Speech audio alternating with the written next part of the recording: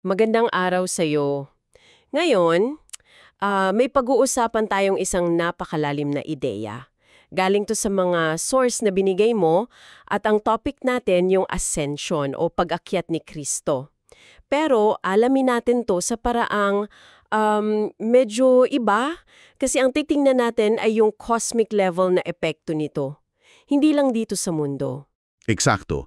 Ang gagawin natin, parang bubuin natin ang isang malaking puzzle. Isang cosmic puzzle, kumbaga. At ang tanong na sasagutin natin ay hindi lang bakit umakyat si Jesus sa langit. Ang mas malaking tanong ay bakit kinailangan niyang maging tao, mamatay, at itaas sa pinakamataas na pwesto sa buong sansinokop. Pangbuong universe ang scale nito, kasama pati mga anghel. Sige, simulan na natin yung puzzle na yan. Ang unang piraso, ayon sa mga source, ay isang malaking problema sa simula pa lang. Sinasabi rito na ang Diyos, likas sa Kanya, ay nasa labas ng oras at espasyo. Pero tayong lahat na nilikha niya, nakakulong tayo dito. Kaya hindi raw natin siya pwedeng makita ng harapan. May pader, parang ganon. Oo, at ang dahilan ng pader na yan, ayon sa teksto, ay yung kabanalan mismo ng Diyos. Hindi niya kayang makasama ang kasalanan.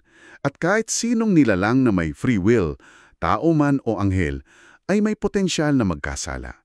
At yung potensyal pa lang na yon, sapat na para hindi makalapit.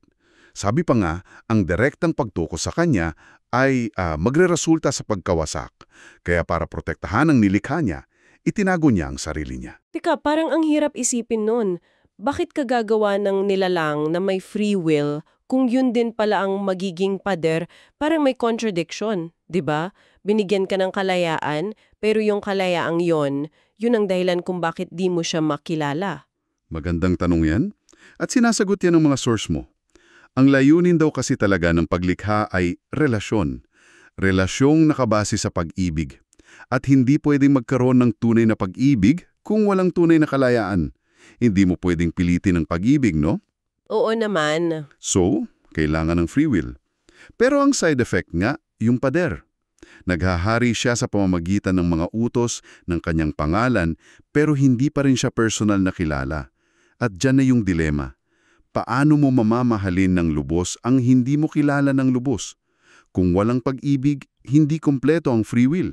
May kulang sa sistema. Okay, so may cosmic dilemma. Kailangan ng free will para sa pag-ibig. Pero yung free will gumagawa ng distansya. Isang pader na parang imposibleng gibain. So paano raw to sinolusyonan? Paano mo babakbakin yung pader kung Diyos mismo di pwedeng lumapit? Dito napapasok yung sinasabi ng mga source mo na parang pinaka-plot twist ng buong universe. Kung hindi pwedeng umangat ang nilikha sa manlilikha, ang manlilikha ang bababa at magiging isang nilikha. Ang ikalawang persona ng Trinidad, ang anak, hinubad niya ang kanyang mga pribilehyo bilang Diyos, pumasok siya sa sistema, ikinulong niya ang sarili sa oras, sa espasyo, sa physics, sa biology. Naging tao siya.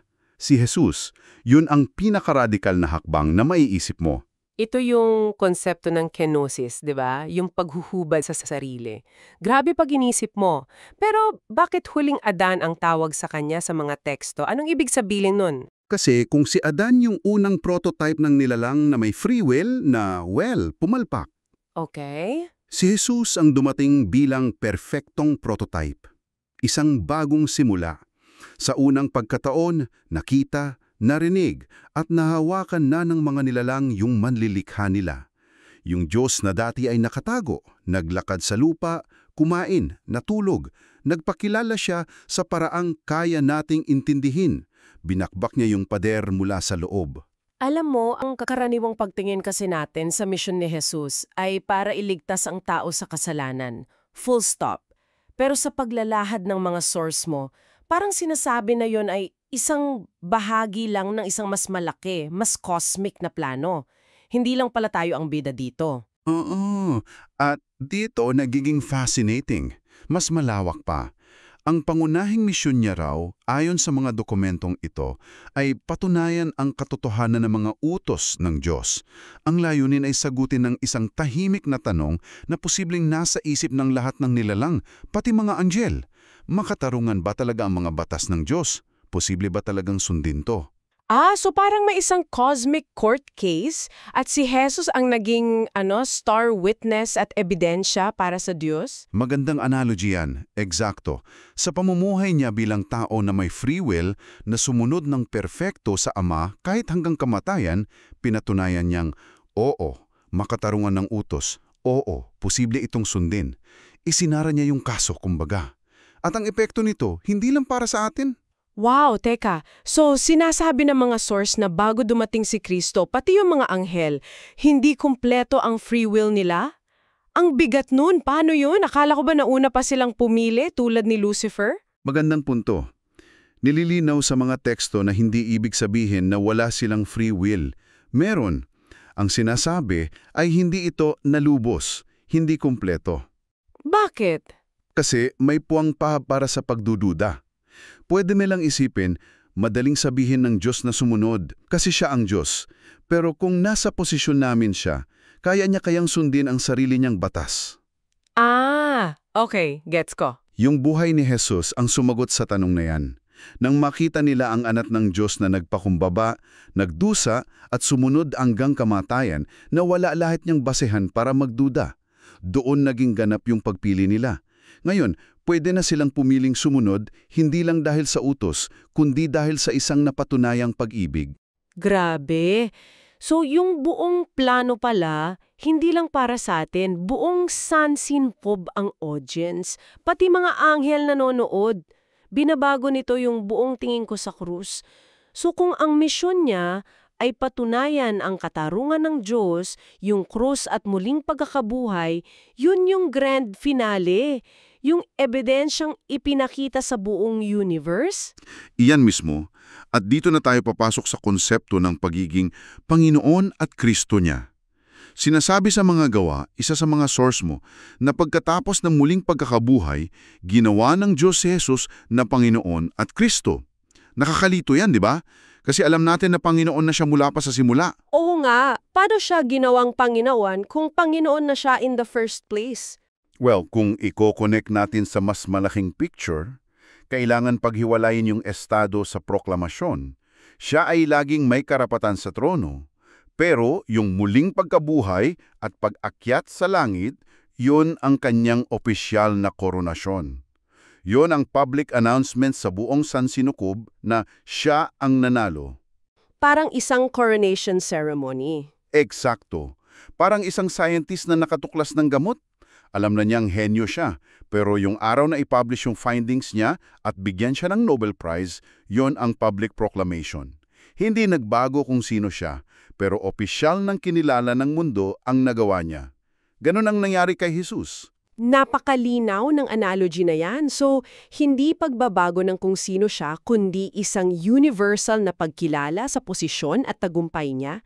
Dahil sa perfectong pagsunod niya, binigyan siya ng pangalang higit sa lahat. Tumpak, ang pagiging Panginoon niya ay hindi na lang isang bagay na pinaniniwalaan, isa na itong katotohanang napatunayan at ipinahayag sa harap ng lahat ng nilikha.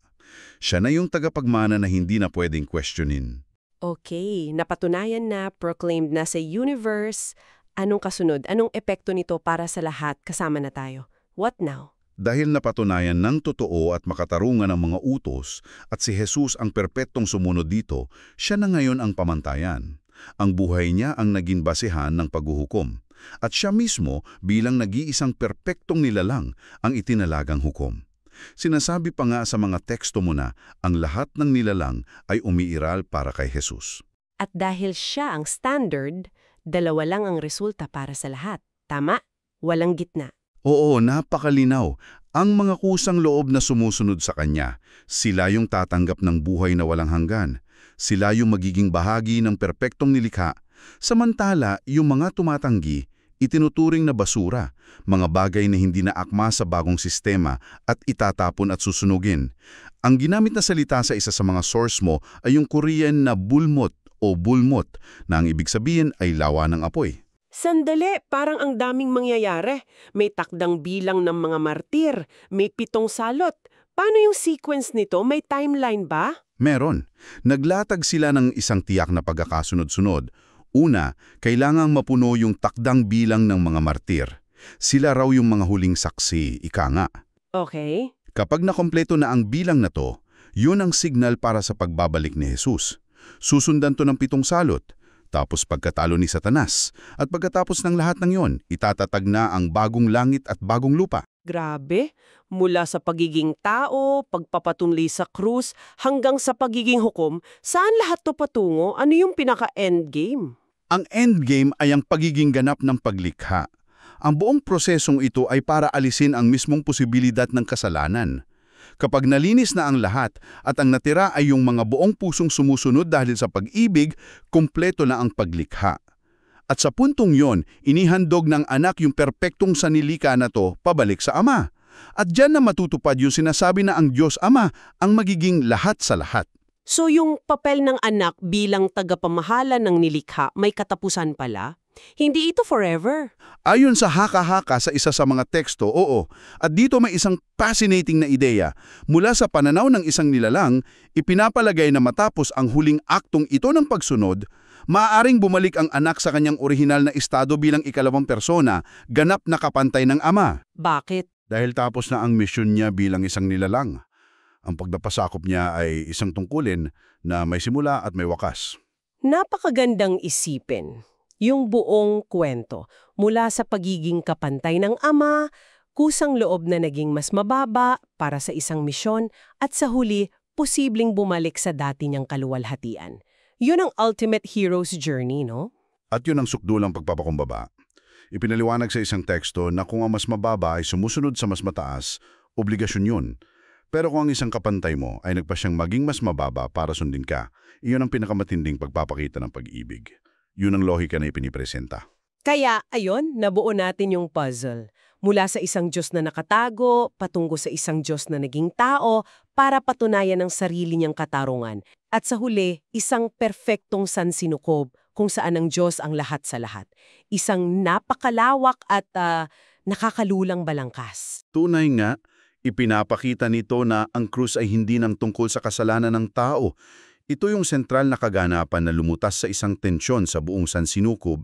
Ito ang nagpatibay sa katangian ng Diyos sa paraang nakita at naintindihan ng lahat ng nilalang. At bilang pangwakas na ideya para pag-isipan mo, sinasabi sa mga source mo na ang pagkakakilala sa Diyos ay isang regalo ng biyaya.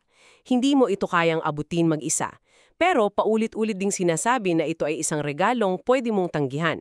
Ano kaya ang ibig sabihin na ang pinakamahalagang desisyon sa buhay mo ay parehong isang regalo na kailangan mong tanggapin at isang responsibilidad na kailangan mong panindigan?